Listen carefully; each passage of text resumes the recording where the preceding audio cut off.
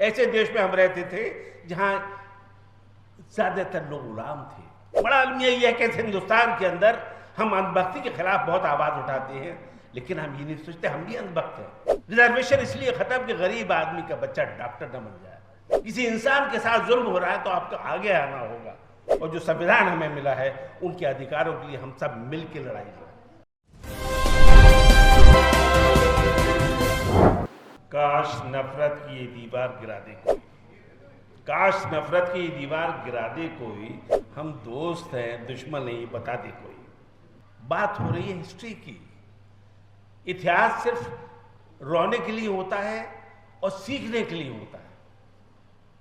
हम इतिहास से सीखें कि ऐसे देश में हम रहते थे जहां ज्यादातर लोग गुलाम थे, बंधुआ मजदूर थे, खादिम थे, सेवा करते थे, उनको अपनी मेहनत का फल भी नहीं मिलता था।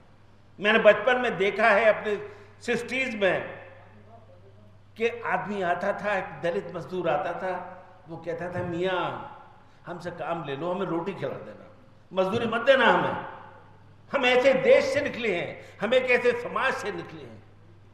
कोर्ट में मैंने देखा कि एक शख्स खड़ा था मेरे सामने जिसके तन पे कपड़ा नहीं, जिसके पैर में चप्पल नहीं, वो न्याय मांग रहा था कोर्ट से।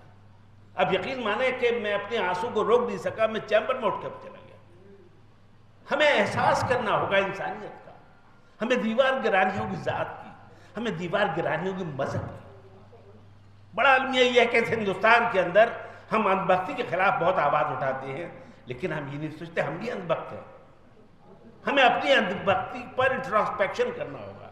आपने अभी भाषण सुने हमारे भाइयों के, उनके अंदर जोश था, होश नहीं था। उससे पहले जो भाषण हुए इंटेलेक्चुअल के, वहां होश था। इस होश और जोश को मिलना होगा, समन्वय करना होगा, हार्मनी पैदा करनी होगी, एक दूसरे के दुख दर्द को समझना होगा। हम एक ऐसे मुल्क में रह रहे हैं जहां चंद लोगों ने सारी सत्ता पर कब्जा कर लिया।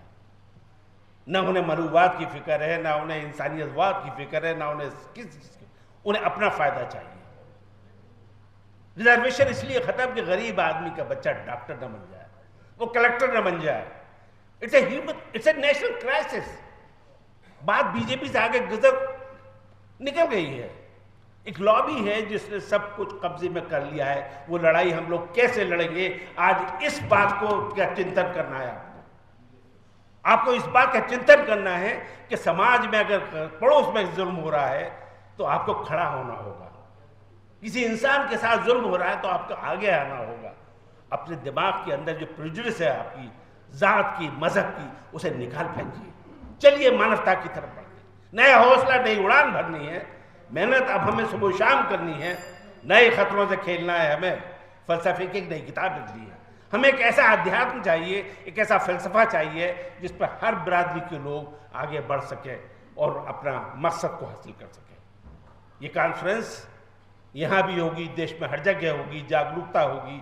और मुझे उम्मीद ये है कि ये कॉन्फ्रेंस करने से, आपस में समाज के बदलने से हम लोग पॉलिटिकल चीज़ों को बदलेंगे। हम पॉलिटिकल राइट्स के बारे में लोग कॉन्शियस करेंगे ताकि सब लोग अपने अधिकारों के लिए लड़ सकें, और जो संविधान हमें मिला है उनके अधिकारों के लिए हम सब मिल के लड़ाई लड़ें। नहीं तेरा नशिब कसे सुल्तानी गुंबद पर, नहीं तेरा नशिब कसे सुल्तानी गुंबद पर, तू शाही है बसेरा कर पहाड़ों की चट्टानों में। जिंदगी को तकलीफ बनाइए, स्ट्रगल पैदा करिए और बढ़िए आगे और अपने मंजिल की तरफ बढ़िए। बहुत बहुत शुक्रिया। जय भीम, जय भारत, और हम सब लोग मिलकर लड़ेंगे। थैंक यू, धन्यवाद।